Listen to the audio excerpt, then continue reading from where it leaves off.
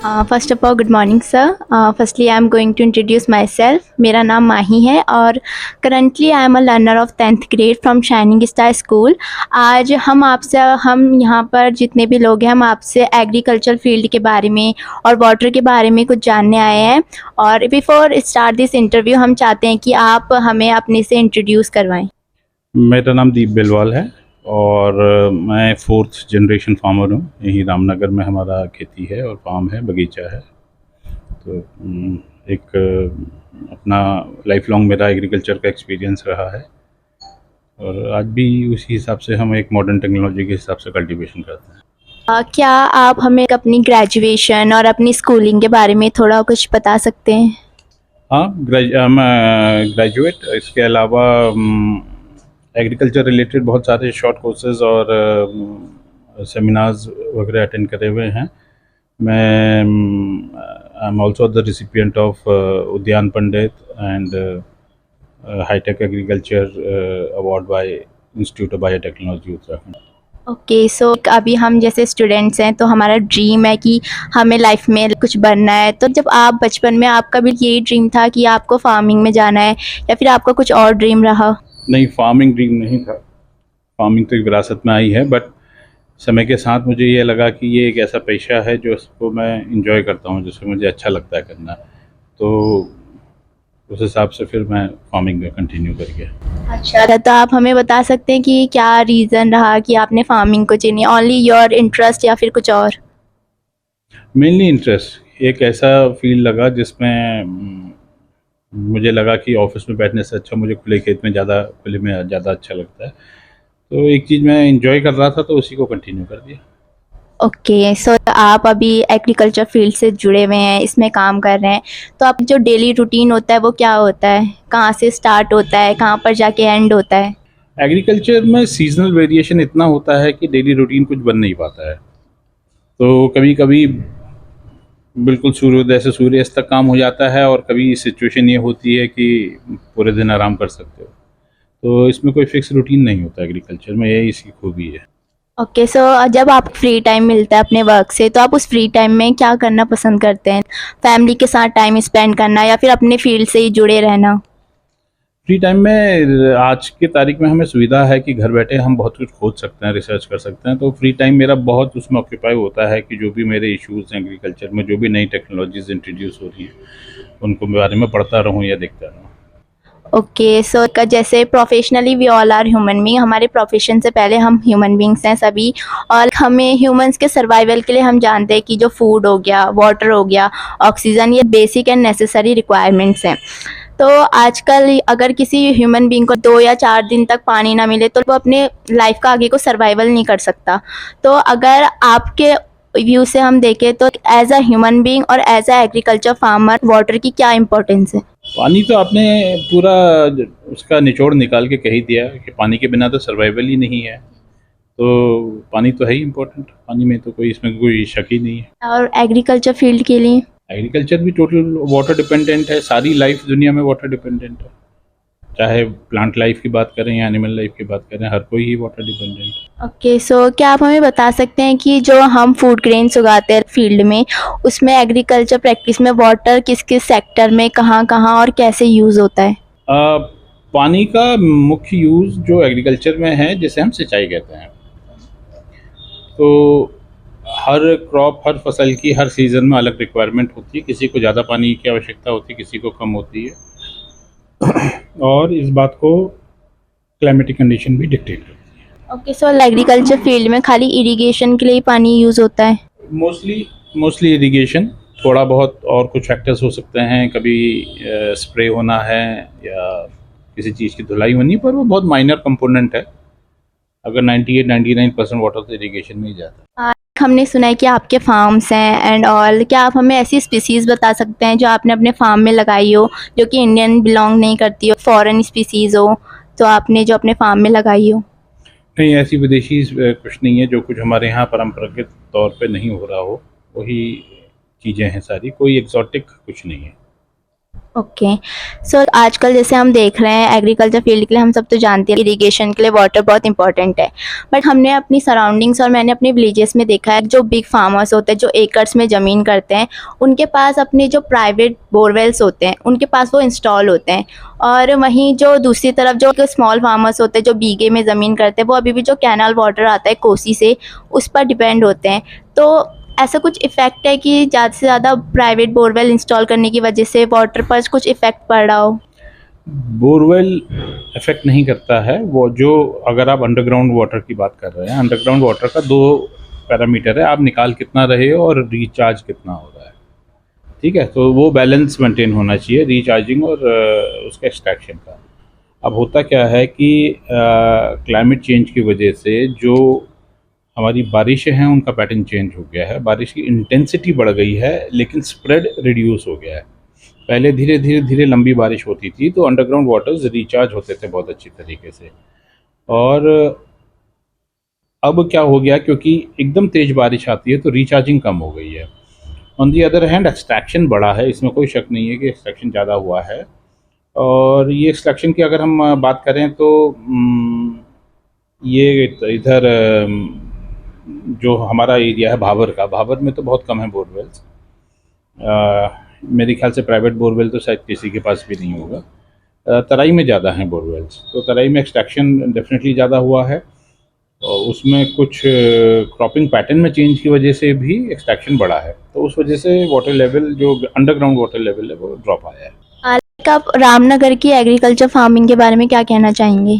रामनगर जो क्षेत्र है ये जिसे हम भाबर कहते हैं, भाबर में आता है, ये तराई में नहीं आता। भाबर का कैरेक्टर ये है कि जो वाटर लेवल होता है, अंडरग्राउंड वाटर लेवल बहुत डीप होता है, बहुत नीचे होता है, तो इसी वजह से अंडरग्राउंड वाटर एक्सट्रैक्शन भाबर में आप नहीं देखेंगे या बहुत लिमिटेड देखेंगे। तो वो एक अपने आप में कंडीशन क्रिएट करता है, एलुवियल सॉइल है, फर्टाइल सॉइल है, और क्योंकि वाटर स्टैग्नेशन नहीं होता, यहाँ पानी रुकता नहीं है, तो इस वजह से ये हॉर्टिकल्चर क्रॉप्स के लिए बहुत बढ़िया है। ये एग्रीकल्चर क्रॉप्स के लिए उतना अच्छा नहीं है जैसे कि गन्ना या धान के लिए, लेकिन जितना भी उद्यान से संबंधित है, फल और सब्जियां, उनके लिए ये बहुत बढ़िया एरिया है यहाँ। ओके। सो आजकल हम देख रहे हैं जैसे नॉट ओनली रामनगर और भी जगह और भी सिटीज़ में जहाँ पे एग्रीकल्चर फील्ड्स हैं वहाँ पे ह्यूमंस अपने बेनिफिट्स के लिए अपनी फील्ड्स को बेच दे रहे हैं, जहाँ पे न्यू न्यू होटल्स और रिजॉर्ट्स का फॉर्मेशन हो रहा है। तो रामनगर में भी हम देखते हैं रामनगर के आउटस्कर्ट्स में और इवन इनसाइड द रामनगर। तो आपका क्या कहना है कि रामनगर की एग्रीकल्चर फार्मिंग में मतलब आने वाले समय पर और भी ज़्यादा होटल्स और रिजॉर्ट्स बनेंगे? देखिए, जो समय की चाल है उसको कोई रोक नहीं सकता, और ये रिजॉर्ट्स वगैरह का मेरे पास कोई डेटा नहीं है कि कितना एग्रीकल्चर लैंड रिजॉर्ट में कन्वर्ट हो गया है, क्योंकि सारे रिजॉर्ट्स होते हैं सड़क के किनारे, और जब हम सड़क में चलते हैं तो हमें लगता है कि बहुत सारा लैंड ऑक्यूपाई हो गया है, लेकिन सच ये होता है कि शायद 1% या 2% एरिया ही उसमें कवर्ड होता है। और जहाँ तक रिजॉर्ट्स और होटल्स है वो भी एक इकोनॉमी का हिस्सा ही है, उसकी अपनी इम्पोर्टेंस है, एग्रीकल्चर की अपनी इम्पोर्टेंस है। ओके। सो आप कुछ ऐसे फार्मिंग मेथड्स बता सकते हैं कि जो फार्मर्स करते हो बट वो क्रॉप्स के लिए भी और हमारा जो लैंड है और वाटर है उसके लिए अच्छे ना हो? यहाँ भाबर में तो नहीं है, लेकिन तराई में प्रैक्टिस करी जाती है जो समर पैडी करते हैं। समर पैडी में पानी का एक्सट्रैक्शन बहुत ज़्यादा होता है, और उससे एक चीज़ और होती है कि जो डिज़ीज़ समर में एक ब्रेक होने से क्रॉप में जो डिज़ीज़ का साइकिल टूटता है वो साइकिल नहीं टूटता, तो उससे डिज़ीज़ के इंसिडेंसेस बढ़ जाते हैं। तो एक मेन पैटर्न तो मैं यही कहूँगा कि जो समर पैडी का होता है which is not good for the environment. बाकी तो ऐसा एनवायरमेंटल कोई मेजर हमारी एक्टिविटी है नहीं यहाँ पर। तो आप हमें बता सकते हैं कि जो एग्रीकल्चर फील्ड है मतलब पहले ज़्यादा था या फिर अब कम बचा है एग्रीकल्चर क्रॉप्स को उगाने के लिए?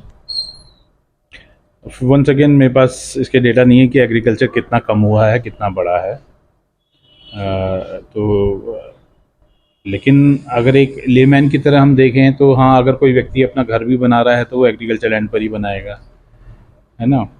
और रामनगर में तो इतना नहीं देखने को मिलता, पर अगर हम बड़े शहरों के आसपास जाएं तो हम देखते हैं कि उनका रैपिड एक्सपेंशन हो रहा है और वो सारा का सारा एग्रीकल्चर लैंड के ऊपर ही हो रहा है।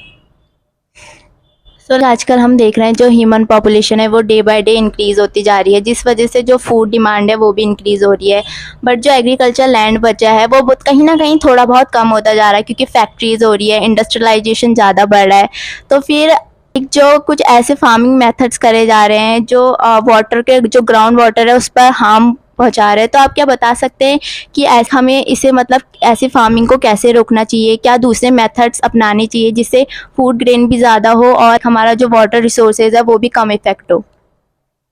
अभी एग्रीकल्चर टेक्नोलॉजी इतनी एडवांस हो चुकी है कि सिर्फ जो गंजेटिक बेसिन है हमारा इंडिया का, अगर ये सही तरीके से प्रोडक्शन करने लग जाए तो ये पूरे हिंदुस्तान का साल भर का खाना प्रोड्यूस करने में सक्षम है।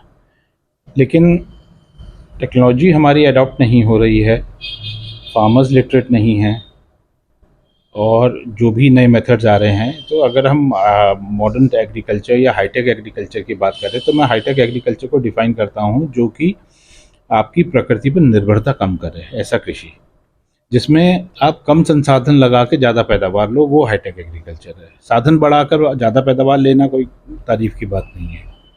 तो हाईटेक एग्री हमारे पास अब टेक्नोलॉजीज़ विकसित हो गई हैं, पूरे विश्व में अडॉप्ट हो रही हैं, कम क्षेत्र से ज़्यादा पैदावार आ रही है, उसमें साधनों का उपयोग भी कम हो रहा है और उसकी जो प्रोड्यूस है उसकी गुणवत्ता भी बेहतर है।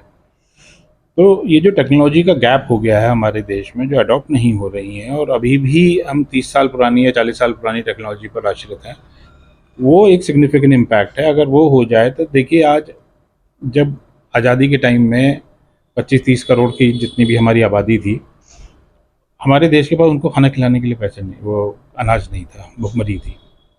आज 140 करोड़ है और हम अनाज एक्सपोर्ट कर रहे हैं। 140 करोड़ लोगों ने घर भी बनाए, फैक्ट्रियाँ भी बनाई और सारी जगह घेरी, और उसके बावजूद हम इतना पैदा कर रहे हैं कि हम एक्सपोर्ट कर पा रहे हैं। तो टेक्नोलॉजिकल एडवांसमेंट बहुत हो गया है, लेकिन जितना हो चुका है और जितना अडॉप्ट होना चाहिए वो नहीं हो पा रहा है। तो जैसे जो एडवांस टेक्नोलॉजी आपने कहा वो अडॉप्ट नहीं हो पा रही, तो मतलब वो अडॉप्ट कैसे होगी? वो फार्मर्स को उन टेक्नोलॉजीज़ के बारे में पता चलें, वो उन्हें जानें और उसे यूज़ करना सीखें। ये आप सही कह रहे हैं कि पहली चीज़ तो उस टेक्नोलॉजी की जानकारी होनी चाहिए, है ना?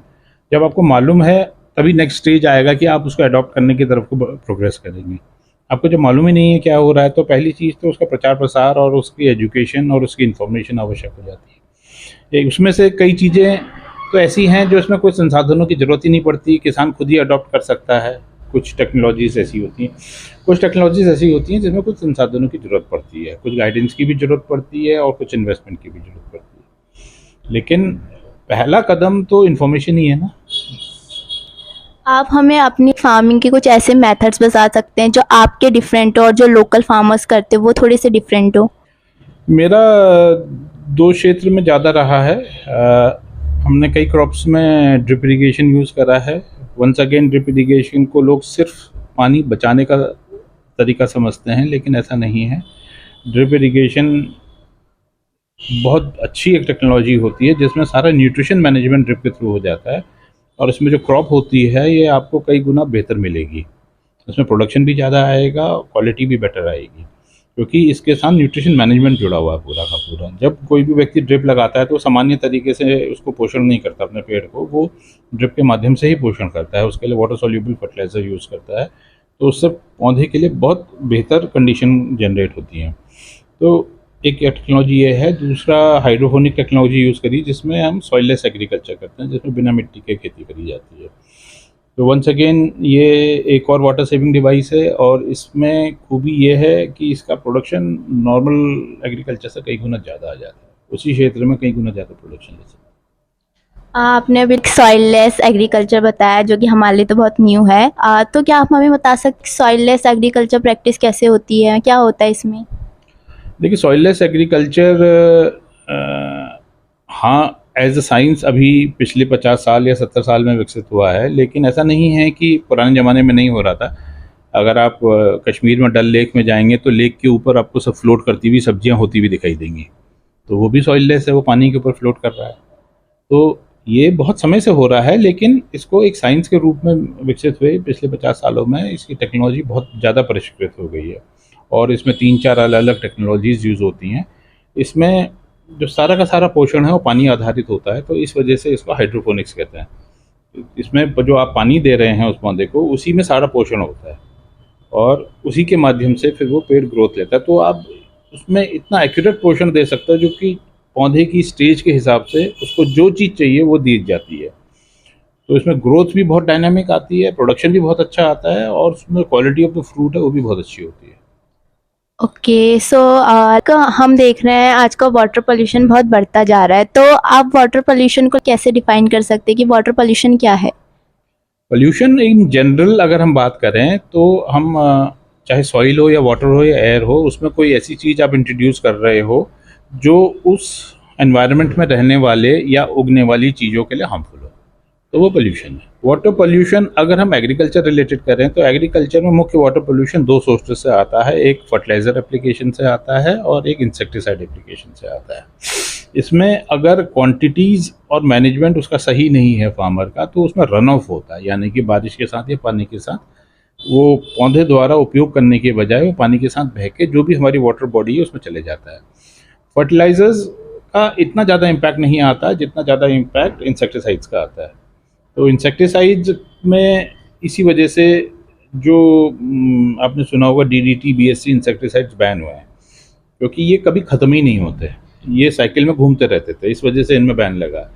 लेकिन अब जो मॉडर्न इंसेक्टिसाइड्स आ रहे हैं इनमें गवर्नमेंट का बड़ा क्लियर रेगुलेशन है कि एक सर्टेन पीरियड के बाद ये अपने बेसिक एलिमेंट में ब्रेक डाउन हो जाने चाहिए। पर इसका मतलब ये नहीं कि ये सिस्टम में नहीं जा रहे हैं, ये जा रहे हैं, ऐसा नहीं है। रन ऑफ होगा और कुछ ना कुछ पोर्शन, कुछ ना कुछ क्वांटिटी उसकी हमारे वाटर बॉडीज़ में जाएगी ही जाएगी। ओके, सो अगर यही रीजंस बढ़ते गया वाटर पोल्यूशन का, चाहे वो एग्रीकल्चर से हो रहा हो या फिर किसी और चीज़ से, तो आने वाले पीरियड ऑफ टाइम में ह्यूमन बींग्स की और एग्रीकल्चर फील्ड्स की क्या कंडीशंस हो जाएंगी? देखिए, एग्रीकल्चर फील्ड्स की क्या कंडीशन और ह्यूमन बींग्स की तो दो अलग प्रश्न हो गए ना। ह्यूमंस के लिए तो नुकसान आज भी हो रहा है और आगे भी होगा। बीमारियां दुनिया भर की फैल रही हैं और सिर्फ ह्यूमंस को नहीं, जो अगर वाटर पोल्यूशन होगा तो जितनी भी एक्वाटिक बॉडीज़ हैं, फिश हैं और बाकी चीज़ें, उनको भी नुकसान होगा। तो डेफिनेटली इससे नुकसान तो है। इसी वजह से आज बहुत एम्फोसिस है कि या तो ये यूज़ ना किए जाएं और करे जाएं तो उसको प्रॉपर तरीके से करे जाएं। आप हमें आपके अपने ओपिनियन और अपने व्यू से आपने कुछ ऐसे वाटर क्वालिटी में चेंजेस देखे हों एग्रीकल्चर के टाइम पर? सौभाग्य से हम ऐसी जगह में बैठे हैं जहां हमारा वाटर पोल्यूशन बिल्कुल शून्य है, तो हमारे पानी में कोई बदलाव नहीं आया है। हमारा पानी जंगलों से निकल के आता है जहाँ कोई ह्यूमन हैबिटेशन है नहीं, तो हमारे वाटर में कोई चेंजेस ऐसे नहीं आए जो पोल्यूशन के कारण हैं। जो प्राकृतिक बदलाव हैं, सीजनल बदलाव हैं, वो तो होते ही हैं। किसी सीज़न में मिट्टी ज़्यादा आती है, किसी सीज़न में साफ़ पानी आता है, तो वो तो प्राकृतिक है। परंतु हमारे यहाँ पोल्यूशन से कोई इशू नहीं है, अगर मैं रामनगर की स्पेसिफिक बात करूँ। ओके, सो आपका कहना है कि रामनगर में मतलब पोल्यूशन का इतना वो नहीं है? हाँ, वाटर का आपने प्रश्न पूछा, पानी का नहीं। पानी जो ज़्यादातर यहाँ इरिगेशन है बिल्कुल शुद्ध है, साफ़ है, उसमें कोई पोल्यूशंस नहीं है। ओके, सो आप हमें अपने कुछ पास्ट के किसी प्रोजेक्ट या प्रोग्राम के बारे में बता सकते हैं लो जो आपने चलाया हो वाटर को कंजर्व या मैनेज करने के लिए? वाटर को कंजर्व और मैनेजमेंट के प्रोग्राम्स, इसमें एक ड्रिप के अलावा हमारा और कोई सिस्टम यहाँ पर नहीं है जो एग्जिस्ट करता है, और उसके लिए कुछ हमने रेन वाटर हार्वेस्टिंग क्रिएट करी है ताकि हमारा एक रिजर्वायर बना रहे। तो अभी ये मानसून का टाइम में बहुत एक्सेस पानी होता है, तो हमारा एक अच्छा खासा पानी का बैंक, या फिर एग्रीकल्चर में अब अगर नदी है या नाला है वो तो 24 घंटे बह रहा है, तो उसमें ऐसे पीरियड्स होते हैं जब खेत में पानी की ज़रूरत नहीं होती, तो उस टाइम पे आप उस पानी को भी स्टोर कर सकते हो। रेन वाटर हार्वेस्टिंग नहीं करी तो वो जो हमारा नाला है उसी का हमने स्टोर करके रखी है। ओके, सो जब आपने रेन वाटर हार्वेस्टिंग बनाई, जब इसे इम्प्लीमेंट करा, तो क्या आपने कुछ चैलेंजेस भी फेस करे ड्रिप सिस्टम के पीरियड में या फिर इस रेन वाटर हार्वेस्टिंग में? नहीं, it is not very challenging, बहुत आसान है रेन वाटर हार्वेस्टिंग। आपको आज की तारीख में कोई इतना इशू नहीं है। उस एक आपको स्टोरेज एरिया बनाना है और उस स्टोरेज एरिया में आप अपना जो भी खेत का पानी है या नहर का पानी है आप उसको चैनलाइज कर दीजिए उसमें करने के लिए, और वो आराम से स्टोर हो जाता है। ओके, सो अगर हमें अपने खुद के घर में रेन वाटर हार्वेस्टिंग करनी हो या फिर अपने स्कूल्स में रेन वाटर हार्वेस्टिंग करनी हो, तो हम कैसे करेंगे? कुछ नहीं, जो भी पानी आपका आपके उस एरिया में गिर रहा है उसको चैनलाइज आपको एक टैंक में करना है। अभी होता क्या है कि वो 4 अलग-अलग दिशाओं में जाता है, फिर नदी नालों में होके बह जाता है। तो उसको कुछ नहीं है, वो जो भी छत से पानी आ रहा है, आपको उसको ड्रेन पाइप को एक जगह चैनल करना है, बाकी जो स्लोप है आप तो जनरली ये जो टैंक्स है या स्टोरेज एरिया बनता है, ये सबसे लोएस्ट एरिया में बनता है आपके फील्ड के। आपका जितना भी बड़ा क्षेत्र है, उसका जो सबसे लोएस्ट एरिया है, जो सबसे नीचा एरिया है, क्योंकि पानी का फ्लो उधर को होगा, नेचुरल फ्लो होगा, और उसको चैनलाइज़ करके उसमें स्टोर कर देना, दैट इज़ ऑल। ओके, सो आप कुछ ऐसे मेथड्स या कुछ ऐसे फैक्टर्स जो फार्मर्स से इंट्रोड्यूस करवाना चाहें परफेक्ट एग्रीकल्चर फार्मिंग के लिए, जिसमें वाटर का बहुत कम से कम यूज़ हो और वाटर भी सेफ रहे और एग्रीकल्चर फार्मिंग भी अच्छी हो? देखिए, पहला काम हर फार्मर को करना चाहिए, अपने खेत की लेवलिंग करनी चाहिए, क्योंकि जो लेवल्ड फील्ड होता है वो आधे पानी में इरिगेट हो जाता है, जो अनलेवल्ड फील्ड होता है उसमें दुगना पानी लगता है। जो ऊंचा नीचा होगा खेत, उसमें उसको डबल पानी भरना पड़ता है ऊंचे वाले हिस्से को भरने के लिए। पहला चीज़ बड़ा सिंपल सी चीज़ है, आज वो हर फार्मर खुद कर सकता है, अपने खेत को लेवल करना चाहिए, इसी से बहुत बड़ी वाटर सेविंग हो जाती है। सेकंड ऑप्शन है कि 2-3 मॉडर्न मेथड्स हैं, स्प्रिंकलर है, रेन गन है और ड्रिप है, डिपेंडिंग कि आप कौन सी क्रॉप को यूज़ कर रहे हैं। बहुत इफेक्टिव मेथड्स हैं और बहुत बढ़िया मेथड्स हैं और बहुत एक्सपेंसिव भी नहीं है। ये कुछ मेथड्स हैं जिससे बहुत आसानी से वाटर यूजेज को रिड्यूस किया जा सकता है और एग्रीकल्चर में प्रिसाइज अमाउंट में पानी दिया जा सकता है। ओके, सो आजकल हम देख रहे हैं जो हमारा ग्लोबल वार्मिंग हो रहा है, इतना पोल्यूशन हो रहा है, जिससे temperature day by day increase होते जा रहा है। पहले जो फार्मर्स खेत में काम करते थे वो सुबह से चल जाते थे और थोड़ा दिन में 11-12 बजे तक काम कर लेते थे, पर आजकल गर्मी इतनी हो रही है, इंटेंस हीट हो रही है कि आजकल फार्मर खेत में सिर्फ 9 और 10 बजे तक भी नहीं रुक सकता। तो इससे फार्मिंग की जो वर्किंग लाइफ है, उस पर जो उसकी वर्किंग कंडीशंस है, उस पर क्या इफेक्ट पड़ रहा है? ये आपने बहुत सही कहा कि चेंज इन क्लाइमेट ने बहुत सिवियर इम्पैक्ट डाल रहा है एग्रीकल्चर पर, और ये जो ग्लोबल वार्मिंग की वजह से एक्सट्रीम्स बढ़ गए हैं, यानी कि गर्म सीज़न और ज़्यादा गर्म हो गया, बारिश के सीज़न में और ज़्यादा बारिश आ गई और जब ठंडा पड़ता है तो उतनी बेहिसाब ठंडा पड़ता है। तो एग्रीकल्चर तो एडवर्सली इफेक्ट हुआ ही हुआ है, सिर्फ वर्किंग कंडीशंस ही इफेक्ट नहीं हुई हैं, लेकिन एग्रीकल्चर इन ऑल इम्पैक्ट हुआ है। क्रॉप्स इम्पैक्ट भी हैं, प्रोडक्शन में लॉसेस हो रहे हैं, और अगर नेशनल लेवल पे देखें तो ये बिलियंस ऑफ डॉलर में जा रहा है सिर्फ एनवायरनमेंट की वजह से। ओके, सो आपने हमें बताया कि कैसे वाटर पोल्यूशन हो रहा है ये, और आपकी जो फार्मिंग मेथड है वो कैसे डिफरेंट है और फार्मर से। तो आप हमें कुछ ऐसे इंसिडेंट के बारे में बता सकते हैं लाइफ के, जो आपको मोटिव करता हो इस फार्मिंग की फील्ड में ऐसे नए नए वर्क करने के लिए? फार्मिंग में एक बेसिक इंटरेस्ट अगर आपका है तो आप ऑब्वियसली नई चीज़ की तरफ अग्रसर होंगे। जो भी लेटेस्ट है आप उसकी तरफ जाएंगे। जो भी टेक्नोलॉजी अडॉप्ट करना चाहेंगे वो जाएंगे। जो वेराइटीज़ अडॉप्ट करना चाहेंगे उसकी तरफ अपने आप स्वाभाविक रूप से आपका इंटरेस्ट चले जाता है। अगर कोई स्टूडेंट्स लाइफ में एग्रीकल्चर फार्मिंग करना चाहता हो या नए नए चेंजेस लाना चाहता हो, तो मतलब वो स्कूलिंग के बाद क्या क्या कर सकता है एक परफेक्ट और एक अच्छा इन्वायरमेंट के लिए एग्रीकल्चर फार्मर बनने के लिए? आज की तारीख में साइंस बैकग्राउंड होना बहुत ज़रूरी है। अगर वो नहीं है तो आपके लिए आज की खेती को समझना बहुत मुश्किल हो जाएगा। इट इज़ एक साइंस बैकग्राउंड बहुत ज़रूरी है। अगर मिनिमम इंटरमीडिएट लेवल तो बहुत बेसिक है, लेकिन अगर ग्रेजुएट भी वो साइंस में हो तो it is very good, that is nice, उतना होना चाहिए। अगर एग्रीकल्चर में आप अच्छा मॉडर्न। कि सर 11th में हमारी साइंस स्ट्रीम थी, हमने 12th साइंस से कंप्लीट कर लिया। उसके बाद हम क्या कोई यूनिवर्सिटी ज्वाइन कर सकते हैं, क्या कोई एग्रीकल्चर कॉलेजेस ज्वाइन कर सकते हैं? बहुत सारे ऑप्शन है, बीएससी एग्रीकल्चर होता ही है, बीटेक एग्रीकल्चर भी होता ही है, और अगर आप नॉर्मल बीएससी भी करते हैं, बायोटेक्नोलॉजी के क्षेत्र में भी अगर करते हैं स्पेशलाइजेशन, तो भी वो एग्रीकल्चर रिलेटेड उसमें काम है। तो स्ट्रीम्स तो बहुत शुरू हो जाती हैं, फिर उसमें आदमी मास्टर्स एंड पीएचडी करके अगर रिसर्च में या एजुकेशन में जाना चाहता है तो वो एक फील्ड है ही। ओके, सभी आपने एक वर्ड बोला बायोटेक्निकल एग्रीकल्चर। बायोटेक्निकल एग्रीकल्चर में मीन्स क्या होता है, किस चीज़ का फॉर्मेशन या फिर? बायोटेक्निक जो फंडामेंटल कॉन्सेप्ट है वो होता है प्रकृति से प्रकृति का ही काम और तेज़ी से कराना, ठीक है ना।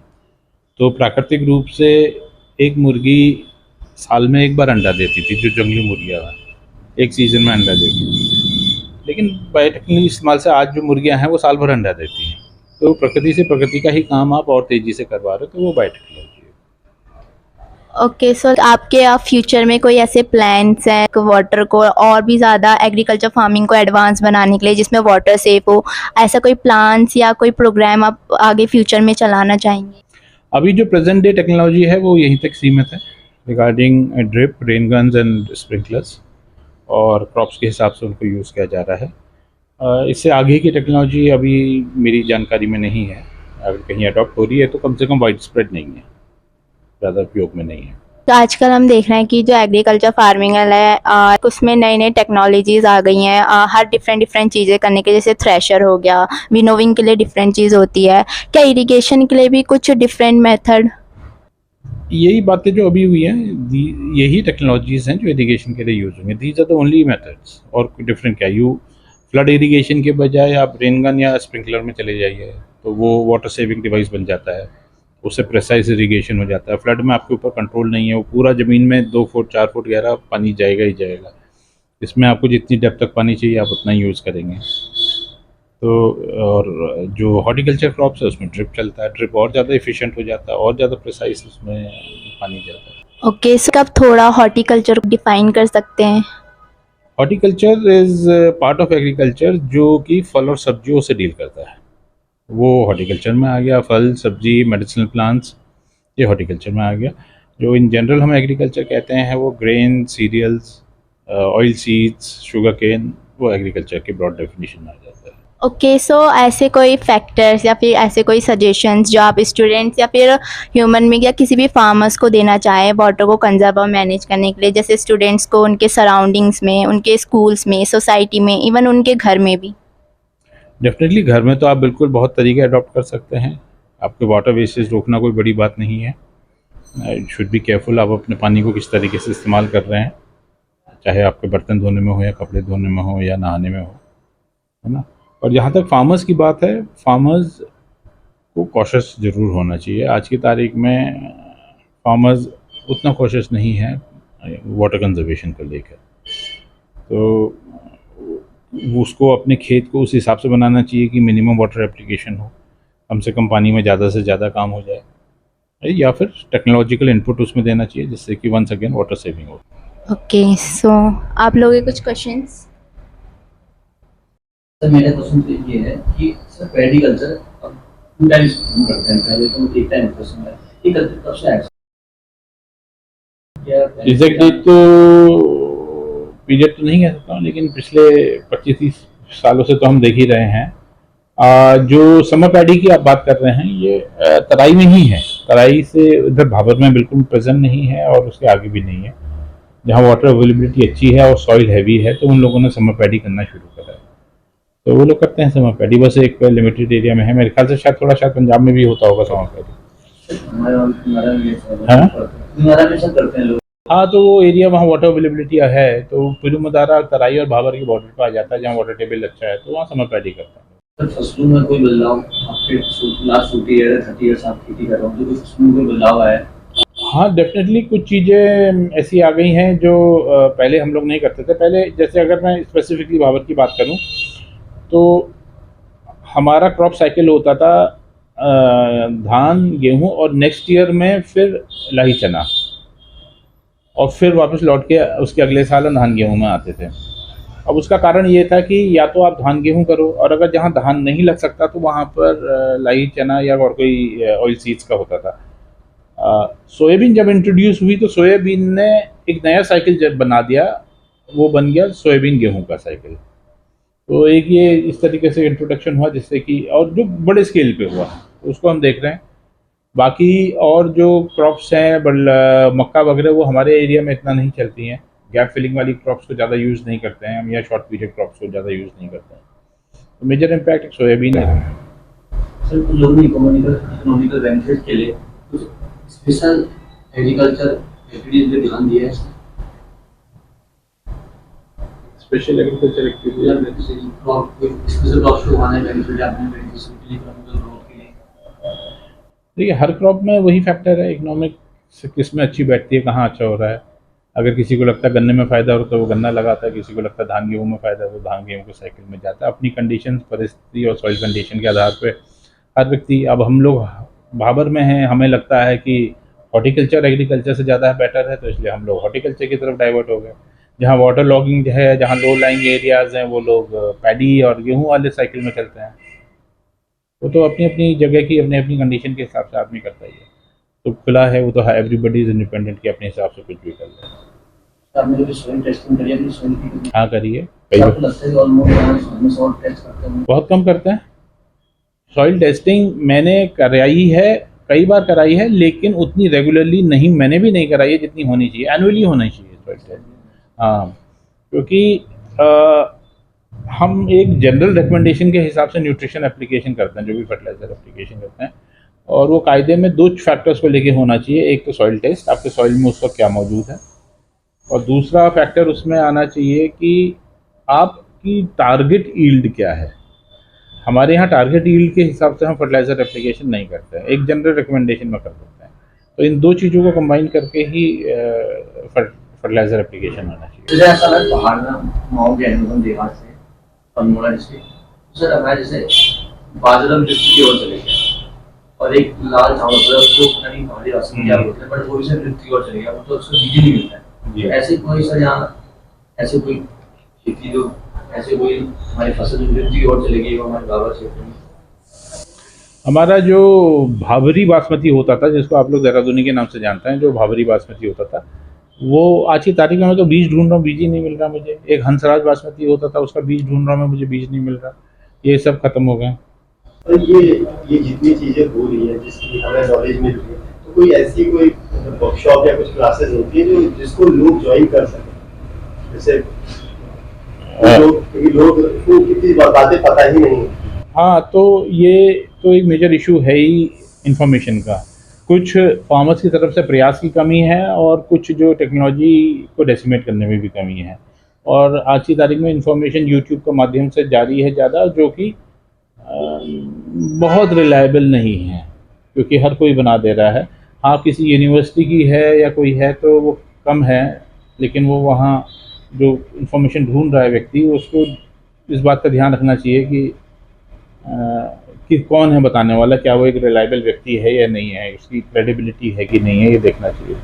हमारे इस एरिया में कुछ ऐसा कोई वर्कशॉप या कुछ ऐसी होती है जो फार्मर लोग अटेंड करते हैं? होती हैं, पर कम होती हैं, और बहुत ज़्यादा फिर 1 सेकेंड जब होती भी हैं तो फार्मर्स बहुत इंटरेस्ट लेते नहीं हैं। सर सॉइल टेस्टिंग में काम 15 दिन करते हैं? नहीं, ये हर ज़िले में है एक सेंटर, और नैनीताल का भूमिकाल में है। भूमिकाल। और सर आपको भी क्या नगर में फेयर लगता है तो आप सब जाकर अटेंड करते हो? हाँ, फेयर्स तो कम करता हूँ अटेंड, लेकिन सेमिनार्स ज़्यादा करता हूँ। Thank you.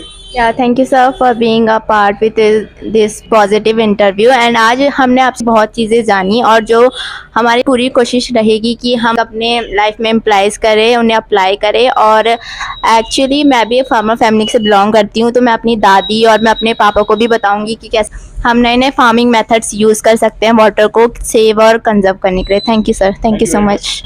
सर इसमें क्या बच्चे जो आप फार्मिंग करते हैं और विजिट कर सकते हैं? हाँ, कौन सा टाइम रहता है?